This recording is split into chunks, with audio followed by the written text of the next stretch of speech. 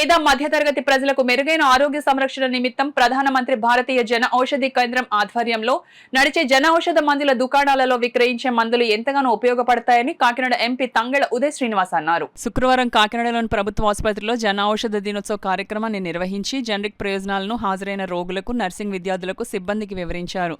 ఈ సందర్భంగా ఎంపీ ఉదయ్ శ్రీనివాస్ మాట్లాడుతూ జన ఔషధ మందుల దుకాణాల్లో ఉన్న మందులు తక్కువ ఖర్చుతోనే లభిస్తాయన్నారు. కేంద్రం ఆరోగ్య రంగంలో ఖర్చు తగ్గించడం కోసం దేశీయంగా ఉత్పత్తి అయ్యే ఔషధాల వినియోగాన్ని ప్రోత్సహిస్తుందని చెప్పారు. ఫార్మసీ డిగ్రీ చదువుకున్న విద్యార్థులకు జనరిక్ మందుల దుకాణం ఏర్పాటు చేసుకునేందుకు కేంద్రం ఒక పథకాన్ని ప్రవేశపెట్టిందని, దాన్ని వినియోగించుకోవాలని సూచించారు. అలాగే ఈ దుకాణం ఏర్పాటుకు కేంద్రం 5 లక్షలు ఇస్తుందని, ఎస్సీ ఎస్టీలకైతే మరో 2 లక్షలు అదనంగా ఇస్తుందని ఎంపీ చెప్పారు. కాకినాడ ప్రభుత్వ ఆసుపత్రిలోని జనరిక్ మందుల దుకాణం మరింత విస్తరించాలని, ఇంకా దానికి కొంత స్థలం కేటాయిస్తే మరో దుకాణం ఏర్పాటు నిమిత్తం తన ఎంపీ ల్యాండ్స్ ద్వారా నిధులను కేటాయిస్తానని చెప్పారు. ఎమ్మెల్సీ కరి పద్మశ్రీ మాట్లాడుతూ ఆసుపత్రిలోని ప్రైవేటు వైద్యులు జనరిక్ మందులను రోగులకు రాయాలని సూచించారు. అప్పుడే జనరిక్ మందుల వినియోగం పెరుగుతుందని చెప్పారు. ఈ కార్యక్రమంలో జిల్లా వైద్య ఆరోగ్య శాఖ అధికారి జె నరసింహనాయక్, కాకినాడ ప్రభుత్వ ఆసుపత్రి సూపరింటెండెంట్ ఎస్ లావణ్యకుమారి, డిప్యూటీ సూపరింటెండెంట్లు MPR Vittal Srinivasan, nursing superintendent N Sandhyarani, CSR MO N Rajakumari, ARMO Endamuri Lavanya, generic దుకాణ నిర్వాహకుడు నాగిరెడ్డి సూరిబాబు, ప్రభుత్వాసుపత్రి సిబ్బంది తదితరులు పాల్గొన్నారు. అనంతరం జనరిక్ మందుల వినియోగాన్ని సూచించే బ్రోచర్లను ఆవిష్కరించారు. మనం ఎక్కడ కొన్నా అదే వాటర్ బాటిల్ కొంటాం. అది 10కా, 100కా, 50కా అనేది 500కా అనేది మన మన్నాలను బట్టి ఆధారపడి ఉంటుంది. అలాగే డ్రగ్ను కూడా బ్రాండెడ్, నాన్ బ్రాండెడ్ అనేది లేదు. ఏ డ్రగ్ తయారు చేసినా డ్రగ్ కంట్రోల్ ఆఫ్ ఇండియా అదే ప్రొసీజర్తో తయారు చేయవలసి వస్తుంది.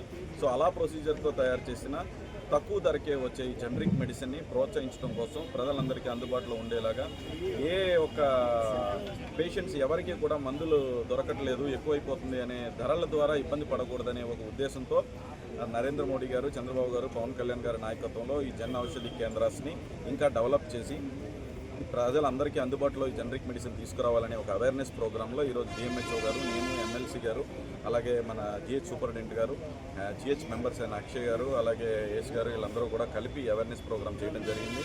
అందరికీ ఎక్స్ప్లెయిన్ చేయడం జరిగింది. దీని బ్రౌచర్ కూడా లాంచ్ చేయడం జరిగింది.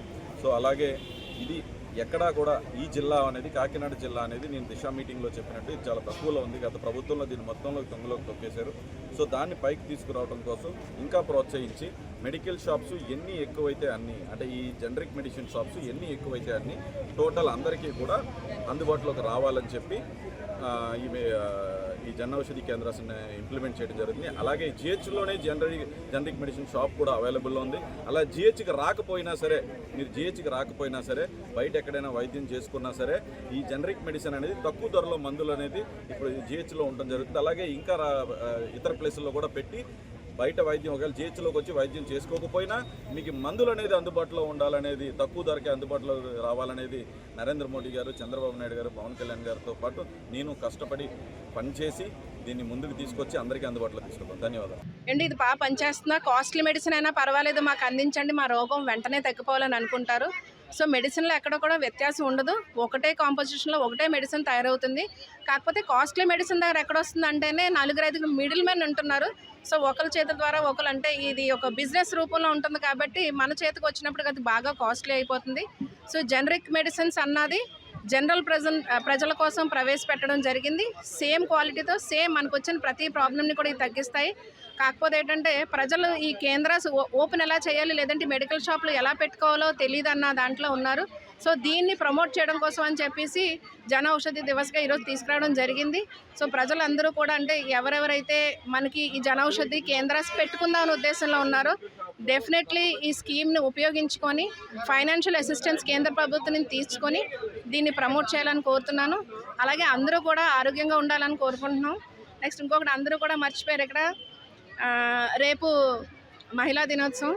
సో ఎత్ర నార్యస్తు పూజంతే రమంతే తత్ర దేవత, యతత్రస్య నా పూజంతే విశ్వత్ర ఫల క్రియ. అంటే ఎక్కడైతే మహిళ పూజింపబడుతుందో అక్కడ సంతోషాలు, సుఖ సంతోషాలకి లోటు లేకుండా దేవతలందరూ కూడా నివసిస్తారు. అలాగే ఎక్కడైతే మహిళల్ని తక్కువగా చూస్తారో అక్కడ మనం ఎంత కష్టపడి ఎంత మంచి పనులు చేసినా కూడా అక్కడ ప్రశాంతత, మనశ్శాంతి ఉండదు. ఏ ప్లేస్లో అయినా కూడా మహిళలు ఎక్కువగా ఉంటారు కాబట్టి, అలాగే ఈ ఫీల్డ్లో కూడా, మెడికల్ ఫీల్డ్లో కూడా స్టాఫ్ నర్సులుగా సర్వీస్ అందించేది కూడా అందరూ మనకి మహిళలే. సో ఇలా సర్వీస్ అందించిన ప్రతి ఒక్క మహిళకి కూడా అంతర్జాతీయ మహిళా దినోత్సవం శుభాకాంక్షలు.